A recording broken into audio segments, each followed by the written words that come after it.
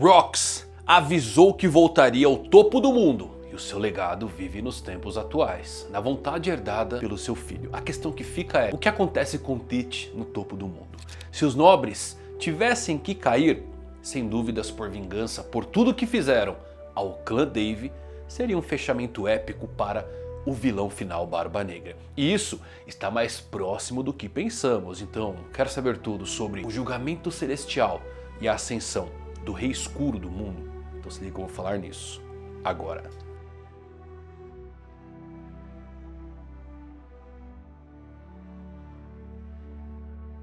Fala galera, eu vou difusar aqui mais um vídeo pra vocês. Como é que vocês estão? Espero que todos vocês estejam maravilhosamente bem. Nos tempos atuais de One Piece, eu venho pensando bastante em como vai ser o fechamento de muitas coisas. Acho que vocês também, principalmente com os nobres, né? O Oda tá construindo todo esse arco, desde o flashback do Kuma, God Valley, mostrando todas as atrocidades. E assim, a gente já conhecia bastante desse status quo, pessoas morrendo de inanição, os tributos celestiais, os próprios Yonkous, a maioria deles sendo formado por ações diretas do governo mundial, como a Big Mom, como o próprio Kaido, o Barba Negra, o Shanks, todos eles têm alguma coisa que envolve uma história direta com o governo mundial. Mas o que acontece com eles? Nossa ideia favorita é, bom, Imu-sama pode sacrificar todos os nobres ali, puxar a alma deles, ficar mais poderoso.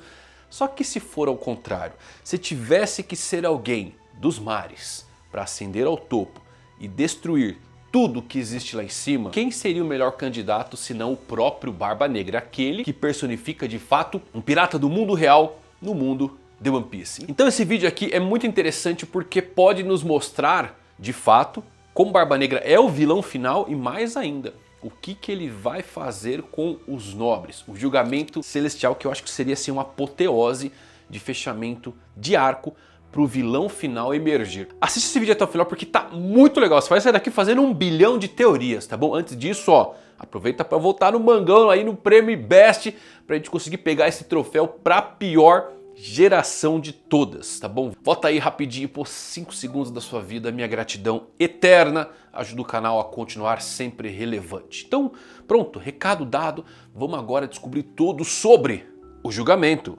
celestial do topo do mundo.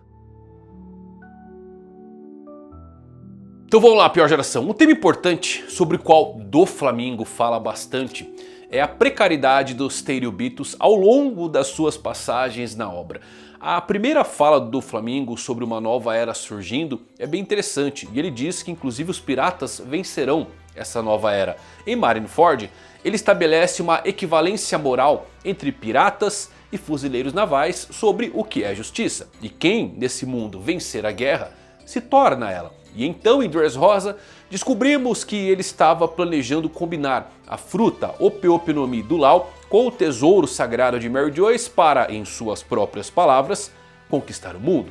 Depois que o arco termina, ele é capturado e fala sobre como os Tenryubitos vão ser arrancados dos seus tronos. E na sua próxima e última aparição temos ele em confinamento solitário, pouco antes de passarmos para a primeira introdução de Imu-sama, onde Doff nos fala sobre um poder que pode dominar o mundo, mas que se deteriora mais rápido do que se imagina. E assim, é Doflamingo quem fala todas essas coisas, então isso não é necessariamente um bom resultado, porque, bem, vocês conhecem o Doff. Mas claro que ele ficaria muito feliz aí com a queda dos nobres mundiais. Mas ele ainda é um indivíduo incrivelmente corrupto, maquiavélico, talvez um dos melhores vilões de todo One Piece.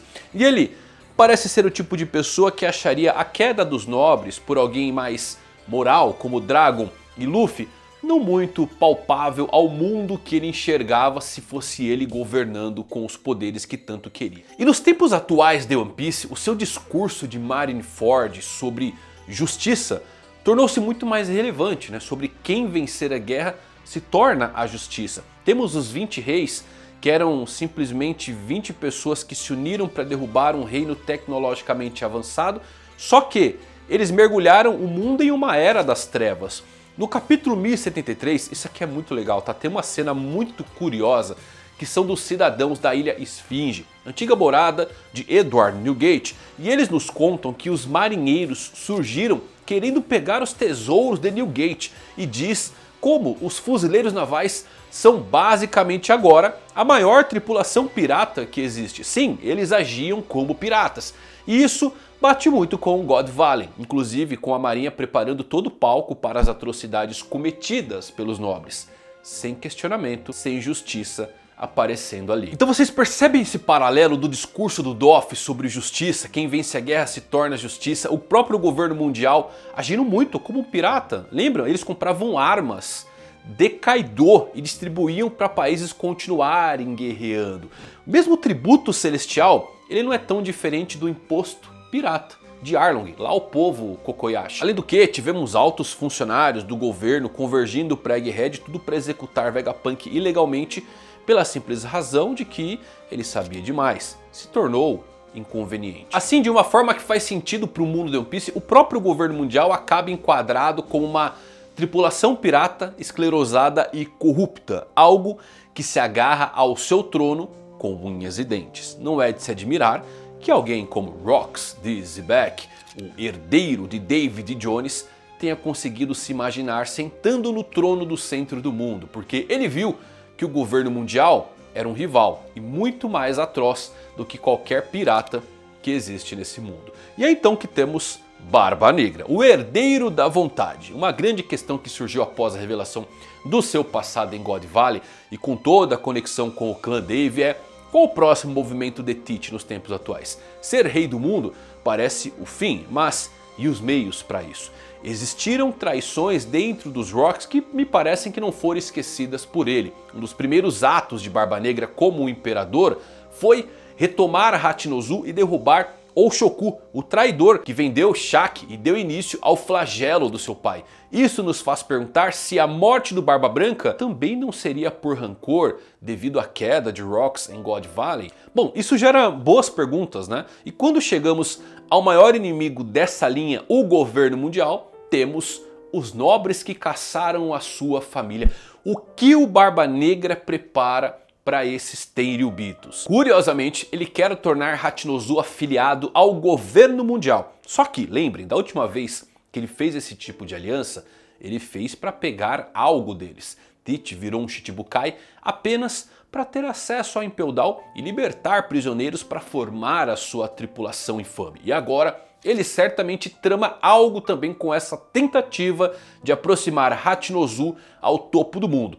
Ainda mais com Catarina Devon podendo se transformar em Saturno devido aos poderes da sua fruta. Barba Negra tem demonstrado constantemente adquirir cada vez mais e mais poder e ele parece cada vez mais próximo do seu objetivo de se tornar o rei do mundo. Mas qual tipo de sentimento real ele nutre por aqueles que estão no topo? Rox parece deixar um aviso a Imu que aquele lugar pertencia a David Jones e ele, como herdeiro, voltaria para pegar o que é seu. Com isso em mente, e Barba Negra agindo bem diferente do seu pai, mas ainda mantendo o sonho e essa herança herdada, será que o sonho final do Barba Negra, além de ser rei do mundo, também não é o dia do julgamento dos dragões celestiais por tudo o que eles fizeram? Sempre nos perguntamos como Oda tiraria os nobres da jogada. E acho que a resposta mais curta e direta é Imu-sama matando todos eles, ou pelo menos grande parte.